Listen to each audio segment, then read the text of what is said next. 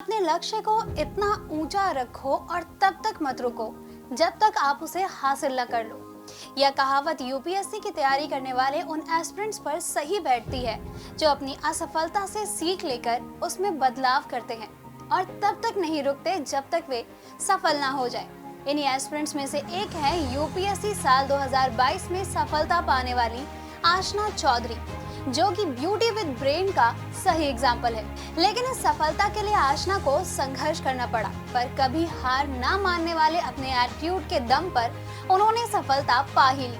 आइए जानते हैं आशना चौधरी की सफलता की कहानी और यूपीएससी की तैयारी के दौरान अपनाई गई उनकी स्ट्रेटजी के बारे में। उत्तर प्रदेश के हापुड़ जिले के पिलखुवा की रहने वाली आशना के पिता डॉक्टर अजीत चौधरी सरकारी विश्वविद्यालय में प्रोफेसर हैं। वहीं उनकी मां का नाम इंदु सिंह है। आशना सोशल मीडिया पर काफी एक्टिव रहती हैं। वह अपने इंस्टाग्राम पर अपनी फोटोज भी शेयर करती रहती है। आशना ने गाजियाबाद के दिल्ली पब्लिक स्कूल से अपनी स्कूली शिक्षा पूरी की, जिसके बाद साल 2019 में दिल्ली यूनिवर्सिटी के lady Shriram college English literature में ऑनर्स किया। फिर साल 2023 में नई दिल्ली में स्थित साउथ एशियन यूनिवर्सिटी से इंटरनेशनल रिलेशंस में मास्टर्स पूरा किया। लेकिन ग्रेजुएशन के समय से ही आशना ने यूपीएससी की तैयारी के बारे में सोच लिया था और ग्रेजुएशन के बाद 1 साल का ब्रेक लेकर यूपीएससी परीक्षा की तैयारी शुरू कर दी। दरअसल आशना के पिता पर सरकारी नौकरी और खास तौर पर सिविल सर्विसेज का काफी प्रभाव था। ऐसे में आशना चौधरी भी यूपीएससी सिविल सेवा की तरफ आकर्षित हो गई।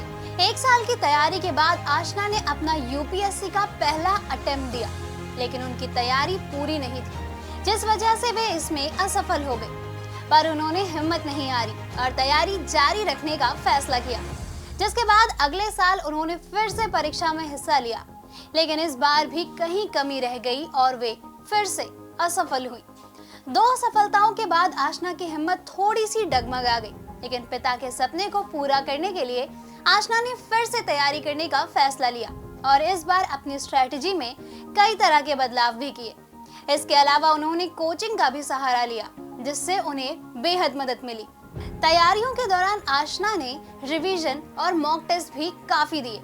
तैयारी पूरी करने के बाद आशना ने अपना तीसरा अटेम्प्ट देने का फैसला किया और साल 2022 की परीक्षा में हिस्सा लिया और इस बार उनके किए गए बदलावों के चलते उन्हें परीक्षा में सफलता भी मिली।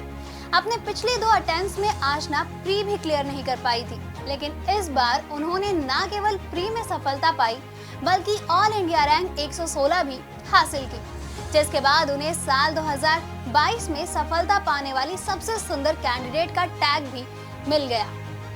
Success tips by Aashna Chaudhary. UPSC की तैयारी करने वाले एस्पिरेंट्स को सलाह देते हुए यूपीएससी टॉपर आशना कहती हैं कि परीक्षा में सफलता के लिए आपको अपना 100% देना पड़ता है, लेकिन जरूरी नहीं कि आप इसके लिए पूरे दिन सिर्फ पढ़ते ही रहे।